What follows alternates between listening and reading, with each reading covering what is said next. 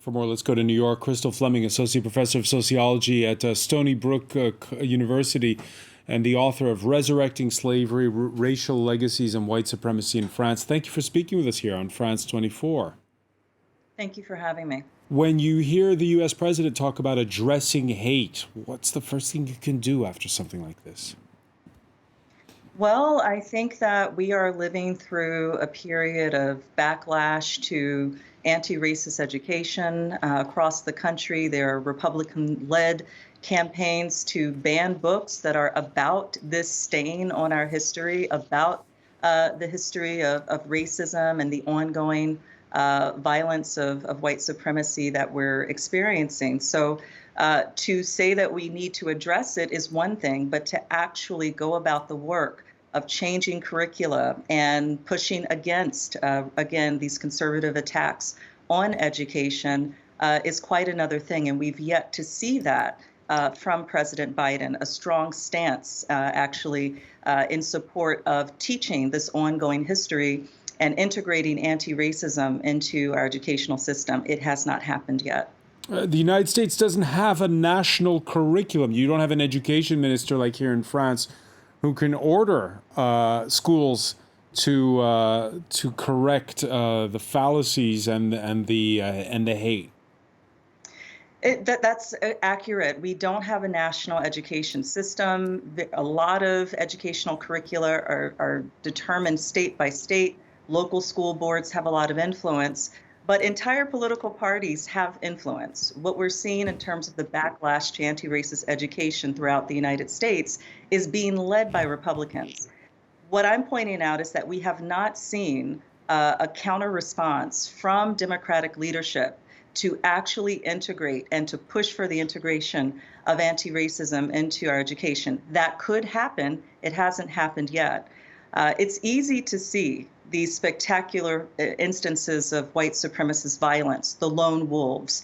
And it's easier to condemn that than it is to grapple with the reality that these extremist views, this great replacement theory, which is an amalgam of anti-Semitism and anti-Blackness and Islamophobia, xenophobia, that these kinds of white supremacist ideas, while they appear to be coming more into the mainstream, especially pushed by Fox News and Republican politicians, it has been foundational in many ways to nationalism in the United States, but also nationalism in France. And we could, talk about the origin of the Great Replacement theory, which is right in France, in French nationalism.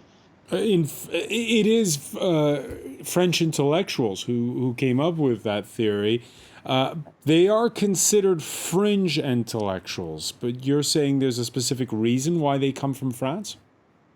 Well, there are a few things I'm saying. One is that white supremacist ideology is global. So it is not an unusual thing that we're seeing, white supremacists in the United States, advancing ideas that were also popularized in France. But more broadly, if we look at the history of modern racism and racist ideas that were developed by European intellectuals, as well as people of European descent in the United States, there's been, a translation of ideas globally that have been in support of Western colonialism, in support of the expansion of European colonial domination.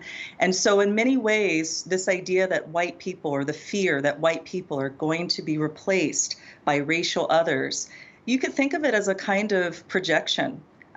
We have seen throughout the last few centuries, whether it's the Holocaust in Nazi Germany, or the use of racist ideology to justify genocide in the Americas and the murder of indigenous people, we see that the victims of white supremacist ideology have been framed as people to be feared or eliminated.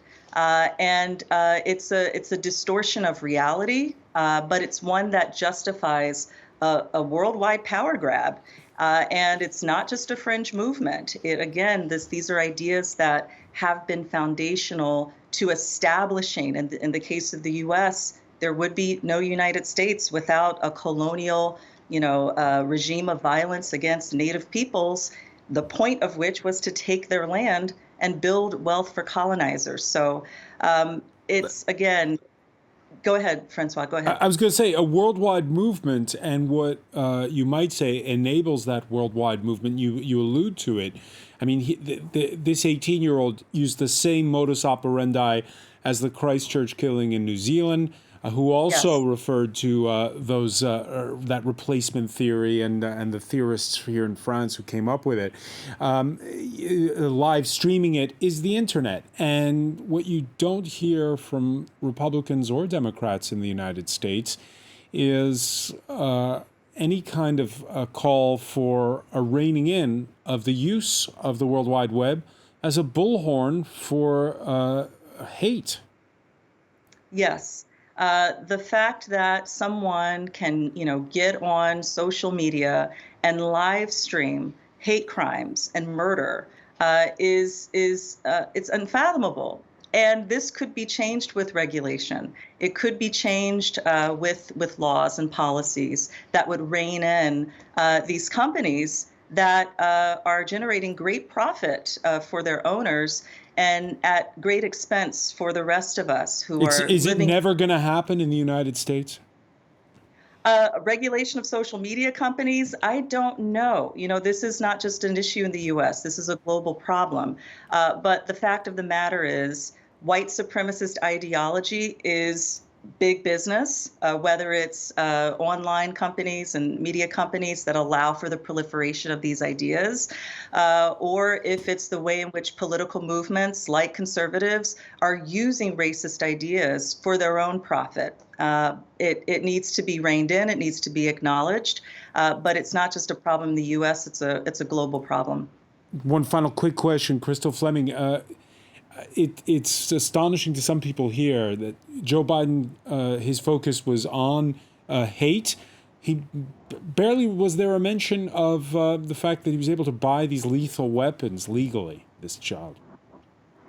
Yeah, the access to what really are weapons of mass destruction, the lack of regulation. We're talking about regulating social media companies. We don't even have anything approaching common sense regulation of guns in the United States. So we have a problem which is related to businesses, corporations, the fact that Democrats and Republicans in the U.S. allow for these businesses to facilitate violence without consequence. And I just want to say one last thing, because it's a terrible irony of what we're seeing, whether it's in Buffalo or Christchurch or elsewhere with this white supremacist violence.